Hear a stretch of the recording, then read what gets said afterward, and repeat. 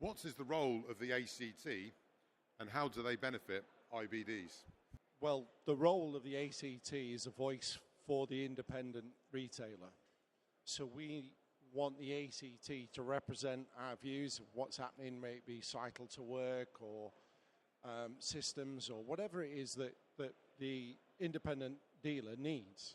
So it really is, the BA is more for manufacturers and distributors. There are certain retailers that are in the BA, but it's not really a voice for BA, for ourselves. We've got to have our own independent voice. We've got to somehow get to the point where we can lobby like the BA does, so we can get some of our points across and stop the decline of the bike shops. We're losing too many bike shops.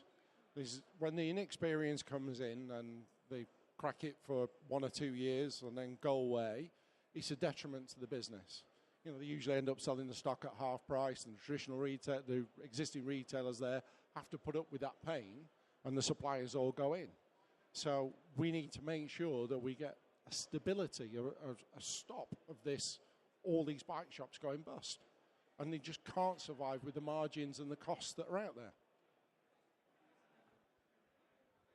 I think that obviously competition is healthy in retail, but I think cycle retailers can also have a symbiotic relationship with each other, whether it be the fact that we have different regions, or if we have sale product, then it's differentiated lines. So there's a clear differentiation there. So I think we can provide a bit of a support network for each other as well. You know, there are occasions when we can get each other bikes, or we can just sit and talk about the challenges that we have in what is, you know, a stressed sector at the moment as a retailer.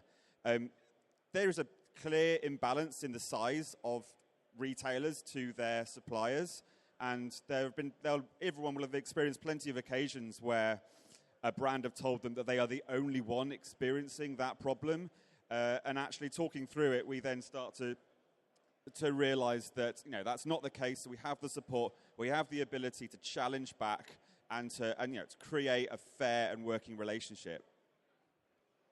So it won't surprise you to know that I'm quite passionate about this. A few months ago, we set up with Jonathan a steering group, and that's made up of IBDs.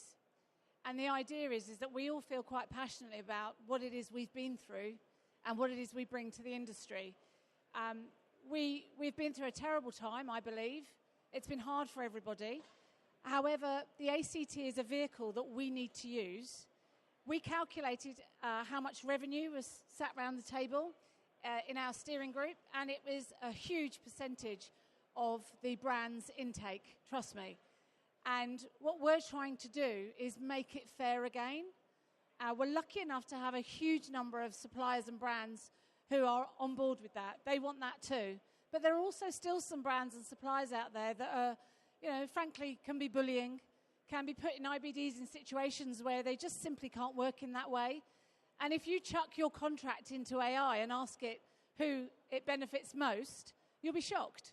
Because, you know, all of a sudden, through a period of great times and bad times with COVID, etc., cocked up supply chains and private equity muddling the waters as to what's good business and what's economically good versus what actually meets a business plan that someone came up with, has completely screwed our industry. And we've gone from being a really good, customer-focused, positive leisure industry where we all had amazing relationships to almost having a bit of a battlefield. And we need to change that.